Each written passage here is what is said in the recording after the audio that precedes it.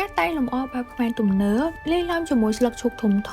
ទៅលម្អភូមិគ្រឹះទំនើបស្កឹមស្កៃមានសោភ័ណភាពស្អាតប្លែករសនិយមនៃការតែងលម្អបែបថ្មីប្លែកនេះត្រូវបាននាំមកបម្រើការនាមង្គលពិធីភ្ជាប់ពាក្យដែលមានការបន្សំលាយជាមួយពណ៌មេចាំងនៃស្ថាបត្យកម្មក្នុងភូមិគ្រឹះភាពចាំងចែជួបជាមួយភាពស្រគត់ស្រគំនៃសន្លឹកឈូកជាហេតុបណ្ដាលឲ្យម្ចាស់កម្មវិធីជ្រើសរើសជាមួយឈុតកម្រាលព្រំផ្កាថ្មដែលមានកម្រិតពណ៌ជាទីកណ្ដាលមិនឆើតពេកមិនស្រគត់ស្រគំពេកស័ក្តិសមបំផុតសម្រាប់អតិថិជនដែលស្រឡាញ់រោងមង្គលពណ៌ភ្លឺដិតតែស្រឡាញ់ការរៀបចំ color layout បែប minimal